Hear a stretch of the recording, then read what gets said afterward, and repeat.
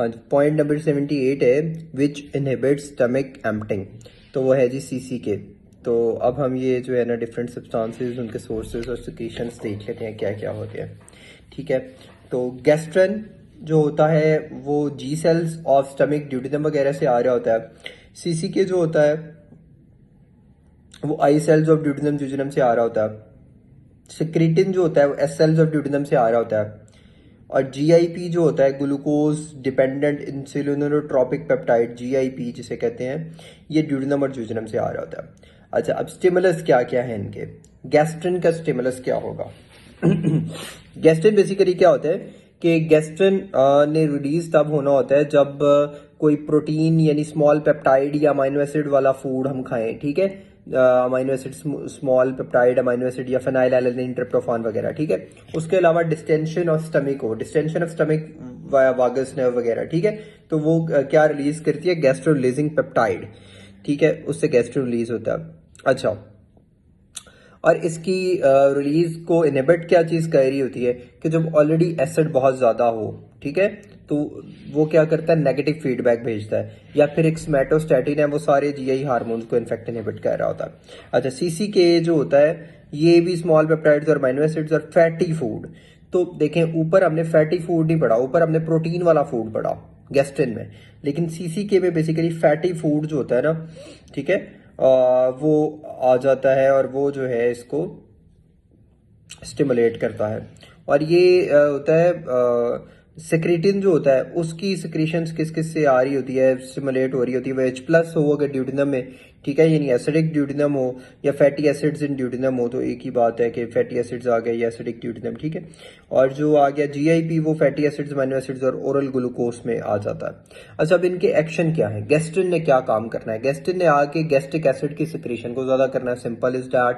ठीक है, प्रोटीन वाला फूड खाने से ही आया और इसने आगे गैस्ट्रिक एसिड की सिक्रीशन को ज्यादा कर दिया ताकि प्रोटीन को डाइजेस्ट किया जाए, अब्जॉर्ब किया जाए। अच्छा, उसके बाद क्या हुआ?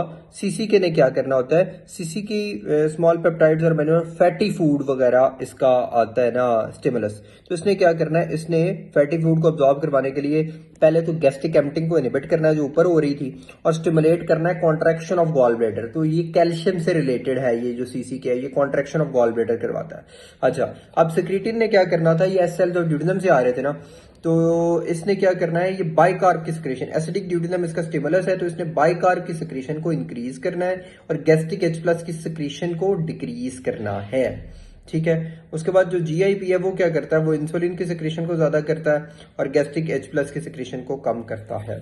ठीक है, तो इन शॉर्ट अगर हम इसको समराइज करें तो CCK helps in absorption. So absorption होने के लिए गॉल ब्लैडर का कॉन्ट्रैक्ट होना, वहां से गॉल ब्लैडर वाली सिक्रीशन आ जाएगी। ठीक है, और इंटेस्टाइनल मोटिलिटी को ये ज्यादा करता है। ठीक है, स्टमक की कॉन्ट्रैक्टिलिटी को कम करता है। ठीक है, स्टमक की कॉन्ट्रैक्टिलिटी को कम करेगा और इंटेस्टाइन की मोटिलिटी को ज्यादा करेगा ताकि ज्यादा से ज्यादा चीजें अब्जॉर्ब हो।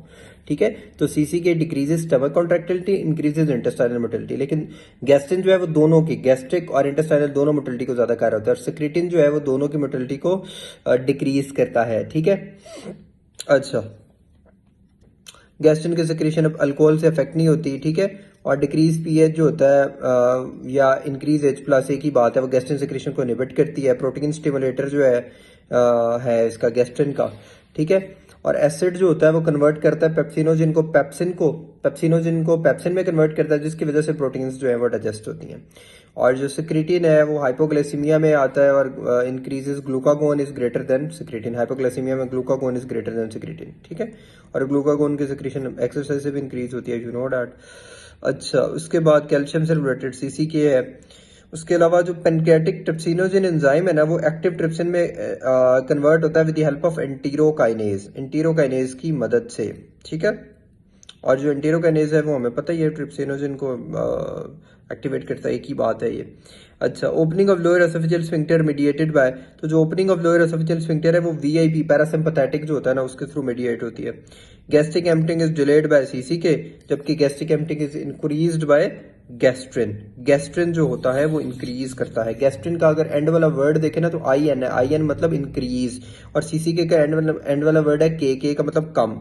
ठीक है, थोरेसिक वेगोटमी में डिक्रीज गैस्ट्रिक सिक्रीशन और ट्रंकल वेगोटमी में डिले गैस्ट्रिक एम्पटिंग। ठीक है, अच्छा जी, थैंक यू।